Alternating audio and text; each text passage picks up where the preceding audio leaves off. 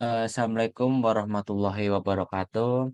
Di sini kami dari kelompok 8 ingin mempresentasikan hasil kerja kelompok kami, yaitu tentang analisa studi kelayakan proyek studi kasus pembangunan booster PDAM di Pontianak Selatan.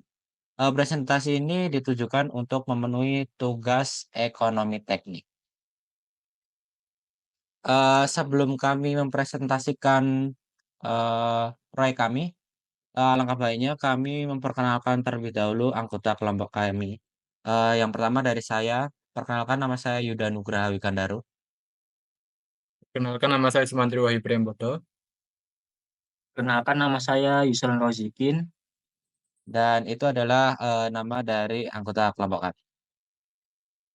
Untuk konten di presentasi kali ini terbagi dari 6, yaitu untuk pertama kami akan menjelaskan tentang analisa kelayakan. Setelah itu kita akan menjelaskan tentang analisa sensitivitas. Yang ketiga analisa harga satuan. Yang keempat tentang studi kasusnya. Yang kelima analisa perhitungan dari studi kasus. Dan yang terakhir yaitu kesimpulan. Oke, untuk yang pertama yaitu tentang analisa kelayakan. Di sini saya akan menjelaskan tentang pengertiannya terlebih dahulu. Jadi analisa studi kelayakan atau kita biasanya tuh gunain ini untuk menguji sebuah kelayakan sebuah proyek. Eh, Studi kelayakan itu adalah proses analisis menyeluruh terhadap potensi, konsekuensi, dan dampak dari suatu proyek yang akan dilaksanakan.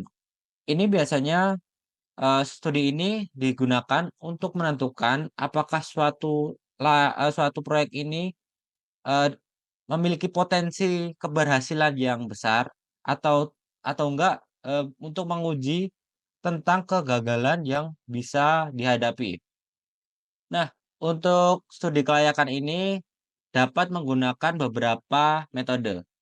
Metode-metode yang dapat dilakukan itu di sini dibagi menjadi 4. Yang pertama tentang net present value atau NPV, yang kedua tentang benefit cost ratio atau BCR, yang ketiga internal rate of return atau IRR, dan yang keempat payback period. Untuk penjelasan selanjutnya akan dijelaskan oleh teman saya. Baik, yang pertama yaitu net present value. Net present value adalah sebuah nilai yang merupakan nilai saat ini dari sejumlah uang di masa depan, atau aliran kas dengan tingkat suku bunga yang sudah ditetapkan untuk menghitung NPV. Dengan rumus PV sama dengan FV per 1 plus R pangkat N. Nah, buat net present value ini, eh, kita bisa mendapatkan value untuk masa sekarang. Sedangkan kalau kita ingin menghitung secara rasio, nanti kita bisa melihat dari BCR. Next. Nah, ini kriteria keputusan untuk mengetahui layak atau tidaknya suatu investasi dalam metode NPV. Untuk NPV lebih dari 0, maka rencana investasi diterima. Saat kurang dari 0, maka rencana investasi ditolak. Saat sama dengan 0, maka nilai investasi sama. Next. Nah, selanjutnya benefit cost ratio atau BCR adalah sebuah metode kelayakan yang biasa digunakan untuk mengevaluasi dan membandingkan keuntungan manfaat dan biaya suatu proyek atau investasi. BCR sendiri BCR sering digunakan dalam analisis ekonomi untuk menentukan apakah suatu proyek layak dilaksanakan dari segi keuntungan finansial. Untuk rumusnya BCR sama dengan PV present value dari benefit dibagi present value dari cost. Nah, ini adalah perhitungannya, lanjutannya adalah, untuk B per C sama dengan present value dari benefit per present value cost ditambah O dan M. Untuk present value cost ditambah OM ini, eee biaya dari anualnya dibebankan pada, pembangunan proyek. Sedangkan B per C bintang memiliki rumus PV benefit dikurangi O dan M per PV cost, di mana O dan M ini dibebankan pada yang mendapat keuntungan. Semisal pada proyek belum. Semisal pada proyek PLN itu beban dari anualnya akan dibebankan pada yang mendapatkan benefit atau PLN itu sendiri. Next. Selanjutnya benefit cost ratio. Selanjutnya kriteria keputusan layak atau tidaknya suatu investasi dalam metode BCR, yaitu saat BCR lebih dari 1, maka rencana investasi diterima atau menguntungkan. Saat kurang dari 1, rencana investasi ditolak. Saat sama dengan 1, maka nilai investasinya sama.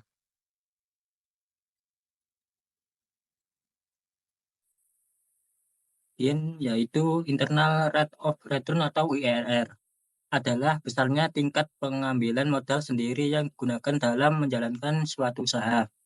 Nilai IRR dari suatu usaha atau proyek harus lebih besar dari nilai suku bunga yang ditetapkan. Berikut adalah rumus untuk menghitung nilai IRR. 0 sama dengan NPV sama dengan sigma CT sama dengan 1 CT per 1 plus IRR kurang pangkat T min C0, di mana CT sama dengan net cash inflow saat periode waktu atau T. Kemudian C0 sama dengan nilai total investasi, kemudian IRR internal rate of return atau persen. T sama dengan periode waktu. Nilai IRR yang baik adalah nilai IRR yang besar, sebab nilai IRR yang besar juga.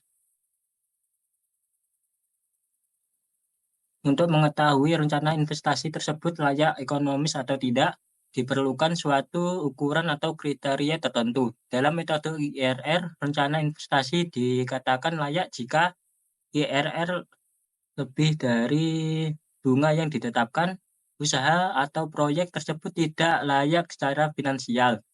IRR sama dengan bunga yang ditetapkan. Usaha atau proyek berada dalam keadaan break-even point. Kemudian IRR kurang dari bunga yang ditetapkan. Usaha atau proyek layak secara finansial. Kemudian payback period atau PBP adalah metode yang biasa digunakan oleh investor, profesional keuangan, dan perusahaan untuk menghitung hasil investasi. Ini membantu menentukan beberapa lama waktu yang dibutuhkan untuk memulihkan biaya awal yang terkait dengan investasi. Berikut adalah rumus untuk menghitung nilai PBB.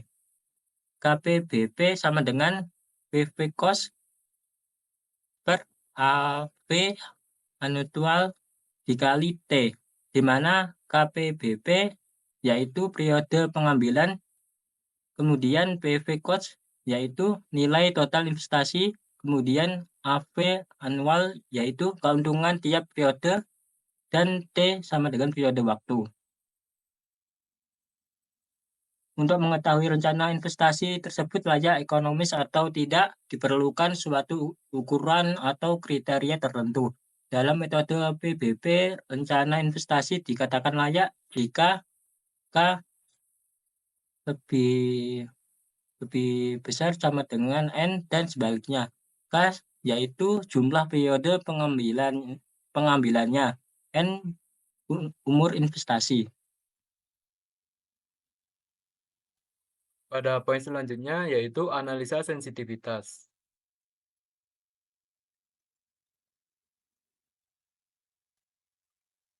Apa itu analisa sensitivitas? Analisa sensitivitas menentukan bagaimana nilai-nilai yang berbeda dari suatu variabel independen mempengaruhi variabel dependen tertentu berdasarkan serangkaian asumsi tertentu.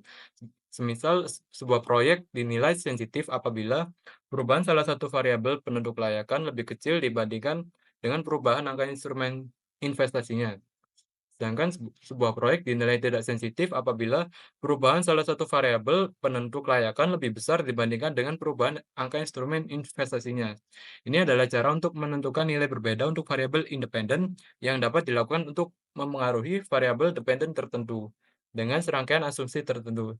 Jadi kalau semisal asumsinya dari proyek memiliki waktu periode 20 tahun, sedangkan dalam pelaksanaannya molor jadi 22 tahun, dengan benefit yang tetap 20 tahun tapi dengan cost yang bertambah 2 tahun, apakah, eee, pembangunan proyek ini masih bisa, memberikan benefit yang dapat menutupi cost yang berlebihan tersebut?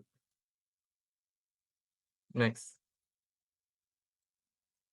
Setelah itu yang ketiga yaitu analisa harga satuan.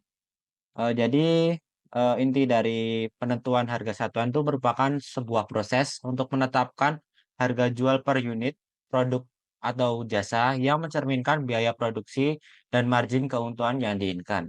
Dalam hal ini berfokus pada harga satuan untuk menilai harga dengan perbandingan antara keuntungan dan biaya pengeluaran yang sama. Sehingga untuk mencari nilai harga satuan dengan menggunakan dasaran analisa titik impas. Jadi ketika kita ingin, mencari sebuah harga satuan, kita menggunakan metode, break even point, yaitu, di mana keadaan kita tuh tidak mengambil sepeser pun keuntungan, aliasnya, biaya investasi kita sama dengan biaya yang bukan, biaya investasi kita sama dengan keuntungan yang kita dapat. Untuk penentuan harga satuan seperti yang saya bilang tadi, kita menggunakan titik impas. Untuk rumus titik impas sendiri yaitu cost sama dengan benefit, aliasnya biaya sama dengan keuntungan yang kita peroleh. Sehingga dari rumus tersebut kita dapat mencari harga satuan yaitu dengan rumus P, di mana P ini merupakan biaya investasi, habis itu dikali dengan faktor diskonto.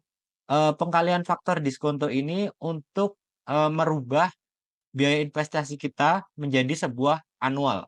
Karena, sebuah harga satuan itu bukan termasuk harga P, tetapi termasuk harga A. Setelah itu, setelah kita ubah menjadi harga anual, kita tambahkan dengan biaya operasi dan manajemen, sama dengan PB. PB itu adalah, keuntungan kita dikali dengan X. X ini adalah harga satuan yang ingin kita cari. Sehingga untuk harga satuan yang kita cari ini merupakan harga satuan yang netral, aliasnya kita tidak mengambil keuntungan sama sekali dan juga kita tidak mengambil, kerugian sama sekali.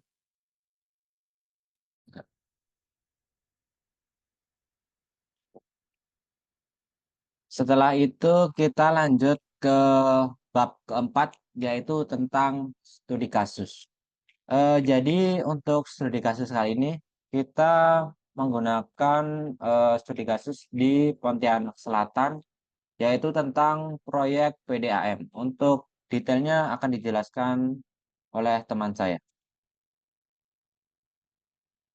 Pembangunan poster PDAM di Pontianak Selatan. Perusahaan yang bergerak di bidang penyedia air minum untuk masyarakat Kota Pontianak, khususnya untuk seluruh masyarakat di Pontianak Selatan. Pengembangan pembangunan poster. Pembangunan poster PDAM ini dikerjakan tahun anggaran 2013 sampai 2014. Dalam pengkajian kelayakan sebelumnya, pembangunan poster dinyatakan layak. Namun hingga kini, poster belum beroperasi. Untuk itulah dilakukan reanalisa terhadap pembangunan poster secara finansial. Hal ini yang akan dibahas oleh penulis mengenai penilaian investasi dalam pembangunan poster di Pontianak, khususnya di Pontianak Selatan. Untuk biaya investasi, biaya pembangunan langsung yaitu sebesar 4.898 juta. Kemudian biaya pembangunan tak langsung yaitu 20% dikali pembangunan langsung. yaitu 900.979.672. Kemudian total biaya pembangunan PDAM, pembangunan langsung ditambah tak langsung, yaitu total 5.877.600.000 rupiah. Selanjutnya adalah biaya operasional dan pemeliharaan. Biaya operasional dan pemeliharaan ini adalah di dalam ekonomi teknik dianggap sebagai anual. Terlihat dalam tabel terdapat gaji karyawan, biaya listrik, biaya telepon, dan pemeliharaan. Untuk depresiasi atau penyusutan, ini didapatkan dari biaya bangunan dibagi dengan umur rencana.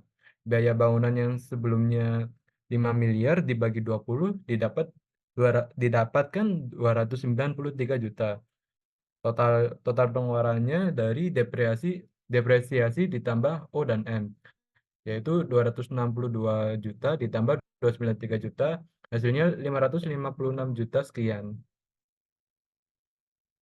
Berikutnya pendapatan proyek. Pendapatan proyek ini termasuk ke dalam benefit atau keuntungan. Untuk keuntungan dari proyek ini terdapat rumusnya, yaitu B kali T dikali J dikali 12 bulan karena dalam 1 tahun. AB merupakan pendapatan untuk per tahun dan B ini merupakan jumlah penambahan pelanggan baru. Jadi di sini untuk proyek ini dianggap per tahun itu pasti akan ada kenaikan pelanggan. Dalam artian mungkin di bulan Januari ada 10, mungkin saja nanti waktu di bulan Mei akan ada penambahan pelanggan baru. Jadi ada komponen B ini. Setelah itu T merupakan tarif air PDAM. Di sini dijelaskan harga untuk tiap orangnya itu di harga Rp3.946 untuk per meter kubik. Habis itu J merupakan jumlah pemakaian air rata-rata di dalam proyek ini. Untuk rata-rata pemakaian air ada di angka 144 liter. Setelah setelah mendapatkan ketiga nilai tersebut, kita mendapatkan nilai keuntungan yaitu 88.303.598. Itu untuk tiap bulannya. Setelah itu kita kali dengan 12, sehingga untuk pendapatan proyek dalam 1 tahun yaitu senilai 1.585.485.851. Sehingga ini untuk pendapatan per tahun. Namun di sini kami juga menampilkan pendapatan per tahun berdasarkan proyeksi penambahan pelanggan. Jadi untuk tiap tahunnya terdapat pelanggan baru, sehingga untuk tiap tahunnya pendapatan tersebut juga akan naik. Kedua nilai ini kami akan gunakan di dalam perhitungan IRR yang nanti kami akan jelaskan. Setelah itu kita masuk ke analisa perhitungan. Untuk analisa perhitungan kami menghitung seperti PV, habis itu BCR, IRR, PBP, dan juga analisa sensitivitas dan juga harga satuan. Karena di dalam jurnal tersebut itu sudah yang belum didapatkan BCR dan IRR, maka di sini kami akan memperjelas tentang perhitungan tersebut. Seperti yang sudah dijelaskan sebelumnya, kami akan menggunakan NPV, BCR, IRR, payback period, dan analisa sensitivitas untuk menganalisis kelayakan proyek ini. Apakah layak dilaksanakan atau tidak. Next.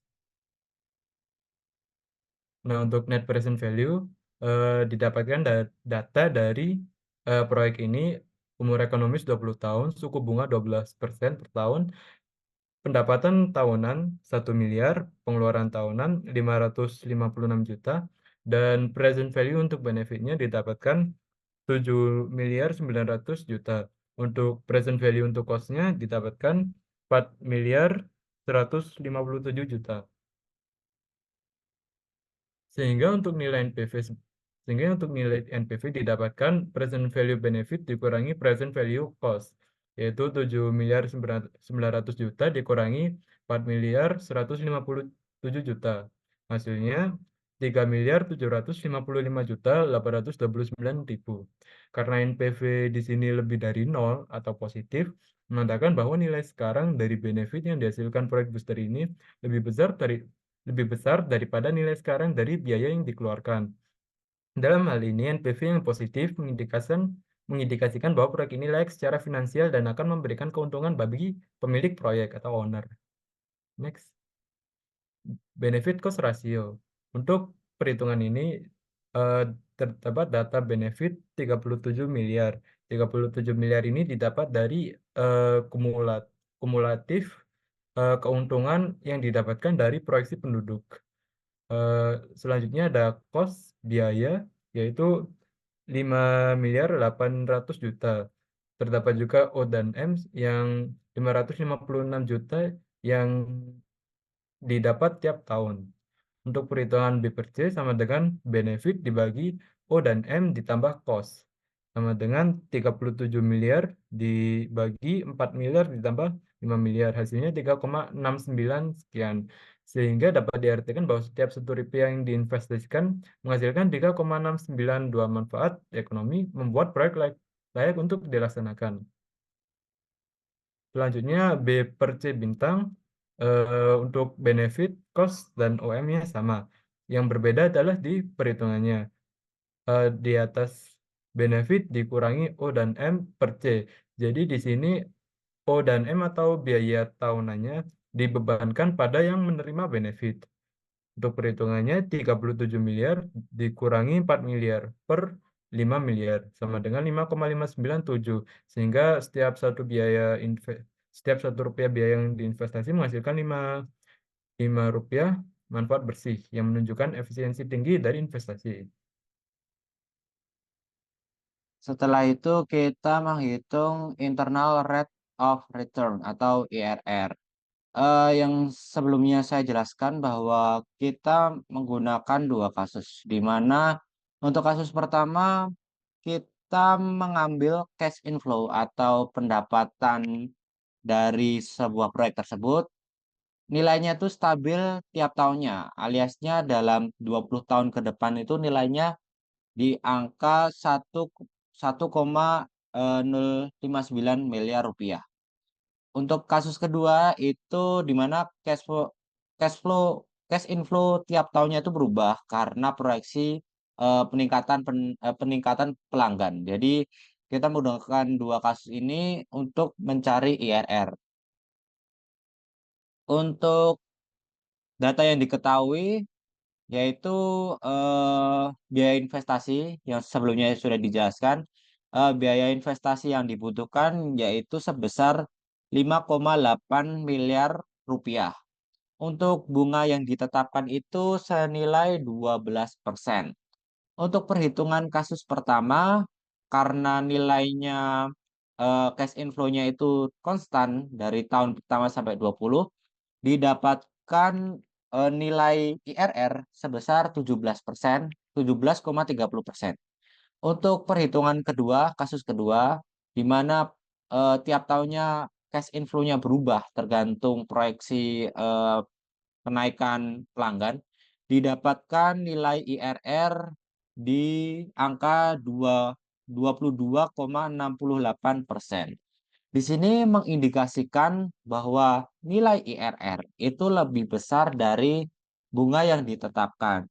Sehingga dalam analisis IRR ini, proyek yang kami hitung termasuk dalam kategori proyek yang sangat layak untuk dilaksanakan.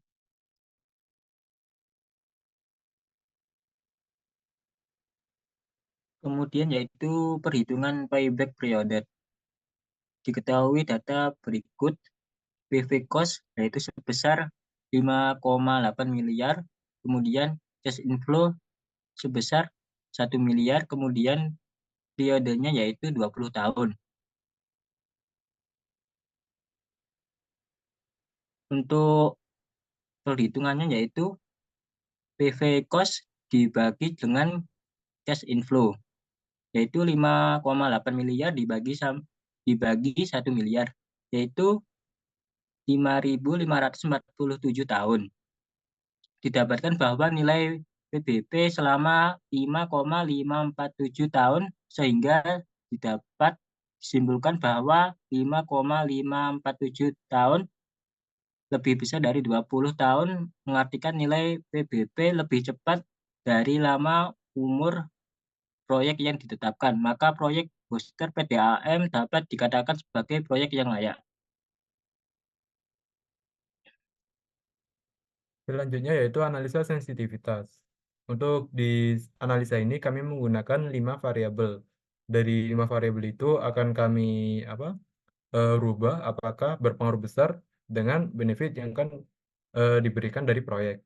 Yang pertama, jika biaya awal pembangunan proyek naik sebesar 20%, terlihat di sini BCR-nya tidak terlalu berubah dan masih memberikan keuntungan 3,4 untuk B per C dan 4,9 untuk B per C bintang.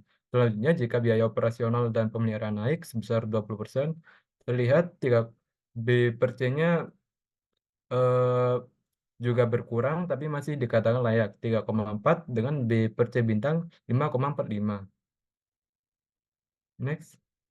Selanjutnya, jika keuntungan turun, yang keuntungan kumulatif berubah 37 miliar menjadi 29 miliar karena faktor tertentu, maka BCR-nya menjadi B per C 2,95 dan B per C bintang 4,3. Dan terlihat ini masih bisa dikatakan layak. Selanjutnya, jika waktu periode proyek bertambah, yang awalnya 20 tahun, ternyata dalam implementasinya menjadi lebih lama, jadi 25 tahun, terlihat B per C menjadi 3,67 dan B per C bintang 5,59. Masih layak. Next. Selanjutnya, jika suku bunga naik yang awalnya 12% menjadi 15%, terlihat untuk B per C-nya tetap 3,16 dan B per C bintang 4,45. Dari kelima analisis ini dapat disimpulkan bahwa eh, dari proyek ini walaupun mendapatkan beberapa perubahan variabel masih bisa dikatakan layak karena masih memberikan keuntungan yang besar. Nah, setelah itu analisa harga satuan. Sebenarnya di dalam proyek ini kita udah tahu tentang harga satuan. Tapi untuk apa sih sebenarnya analisa harga satuan? Jadi dasarnya analisa ini untuk mengetahui harga untuk tiap satuan atau item. Analisa ini bisa digunakan untuk penentuan margin keuntungan yang akan kita pilih. Sehingga pada analisa ini menggunakan penganggapan bahwa nilai pemasukan dengan nilai pengeluaran itu sama aliasnya titik impas. Bagaimana cara perhitungannya? Jadi di proyek kami diketahui data yaitu P keuntungannya, P cost yaitu senilai 5 miliar, 5,8 miliar rupiah. Habis itu untuk annual cost-nya itu didapatkan 556 juta rupiah. Untuk mencari harga satuannya, seperti yang saya jelaskan sebelumnya, kita menggunakan dasaran titik impas, yaitu keuntungan sama dengan biaya yang kita keluarkan, yaitu P dikali faktor diskonto ditambah O plus M sama dengan P untuk benefit dikali dengan X. X itu adalah harga satuan. Sehingga didapatkan nilai X aliasnya harga satuan sebesar Rp1.268 untuk meter kubiknya. Untuk hasilnya ini memang berbeda dengan harga yang ada di proyek tersebut. Kenapa kok ini bisa berbeda? Nah, hal ini berbeda karena dasarnya perhitungan yang kita lakukan ini dilakukan pada sebuah kondisi titik impas, yaitu kondisi kita ini tidak menerima keuntungan sama sekali. Sehingga harga yang kita hitung merupakan harga netral yang benar-benar kita ini tidak mendapatkan keuntungan. Karena memang kita mengambilnya dari titik impas ya. Sehingga untuk harga yang diketahui berbeda dengan harga satuan itu karena harga yang telah diketahui ini itu telah mengambil persenan dari keuntungan. Sehingga di sini perbedaan nilai yang kita hitung sama nilai yang telah ada itu tidak masalah. Karena di sini mengindikasikan bahwa, sebuah proyek ini telah mengambil keuntungan, yaitu sebesar bisa dibilang 3 kali lipatnya dari harga netral. Karena harga netralnya itu 1.200, mereka menjualnya di harga hampir 4.000 atau Rp3.900. Sehingga di sini bisa dikatakan bahwa, proyek PDAM ini, mencari keuntungan 3 kali lipat dari harga netral. Sehingga ini adalah fungsi dari harga satuan. Jadi kita ini menganalisis harga satuan ini untuk mengetahui margin atau tingkat keuntungan yang sebenarnya proyek ini ingin ambil tuh seberapa besar gitu. Setelah itu kita masuk ke bagian kesimpulan. Kesimpulan dari metode MPV dalam mencoba perhitungan berdasarkan data yang ada dan dianalisa berdasarkan metode NPV untuk mendapatkan kelayakan pembangunan booster secara finansial.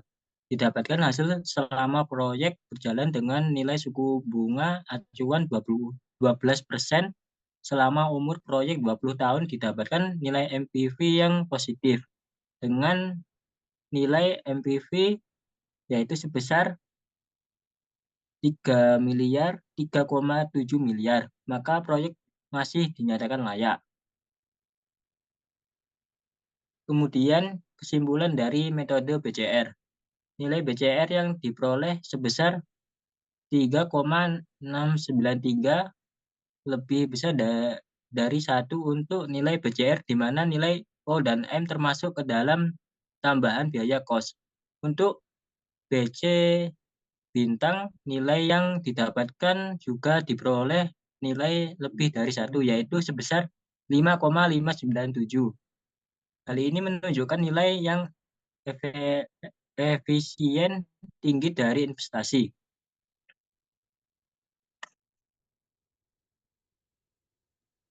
Selanjutnya yaitu kesimpulan metode IRR. Dengan metode IRR didapatkan nilai IRR yang lebih besar daripada suku bunga yang dibebankan, yaitu 17% lebih dari 12%. IRR melebihi suku bunga yang ditetapkan, maka usaha atau proyek layak secara finansial. Pada perhitungan terdapat 2 IRR, yaitu IRR waktu cash inflow stabil tiap tahunnya, yaitu tiap tahun cash inflow-nya sama. Selanjutnya, lalu ada cash inflow naik untuk setiap tahunnya. Kenapa naik? Karena eh, ini dipengaruhi oleh faktor pertambahan pelanggan. Keduanya, keduanya memiliki nilai IRR yang lebih besar daripada bunga yang ditetapkan, menunjukkan proyek ini mampu menghasilkan keuntungan yang lebih. Kemudian kesimpulan perhitungan PBB. Berdasarkan PBB juga pembangunan proyek ini dinyatakan layak secara pembangunan modal dengan nilai PBB yaitu 5,55 dengan lebih besar dari 20 tahun umur rencana dengan suku bunga 12%. Maka proyek dinyatakan layak. Kesimpulan perhitungan analisis sensitivitas. Pada proyek ini juga tentu dapat berubah seandainya faktor-faktor yang telah ditetapkan sebelumnya berubah seperti pendapatan, pengeluaran, dan suku bunga. Pada perhitungan analisa sensitivitas didapatkan bahwa nilai BCR yang didapatkan kurang dari 1 menunjukkan proyek ini stabil dalam menghasilkan sebuah keuntungan. Yang terakhir yaitu tentang kesimpulan harga satuan.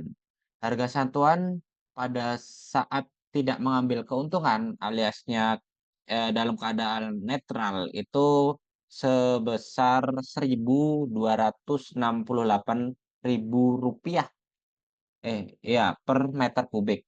Nilai harga satuan yang diketahui memang berbeda dengan perhitungan. Hal ini menunjukkan harga satuannya diketahui mengambil persenan dari keuntungan yang dihasilkan oleh proyek booster PDAM ini.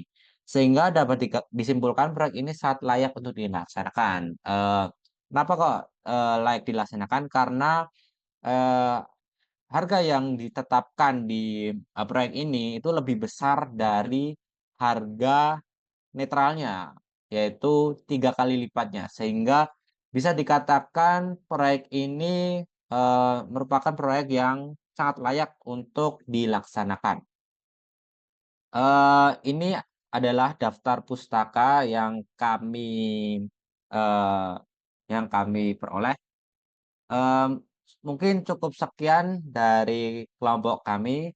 Dalam presentasi kali ini dapat disimpulkan bahwa proyek booster PDAM ini termasuk kategori proyek yang sangat layak untuk dilaksanakan dikarenakan untuk nilai PV-nya positif, nilai BCR-nya lebih dari 1, nilai IRR-nya lebih besar dari bunga yang ditetapkan, eh, analisa analisa sensitivitasnya juga tidak begitu mempengaruhi BCR, aliasnya ketika dilakukan analisa sensitivitas, BCR-nya tetap lebih dari 1, PBP atau payback period-nya itu lebih kecil, aliasnya umur rencananya itu 20 tapi kita dapat mengembalikan uang dari proyek ini 5 tahun. Jadi ini cukup sangat dikatakan layak dan itu untuk harga satuan juga dikatakan layak karena mengambil keuntungan 3 kali lipat. Cukup sekian dari kelompok kami, kurang lebihnya kami mohon maaf. Akhir kata, wassalamualaikum warahmatullahi wabarakatuh.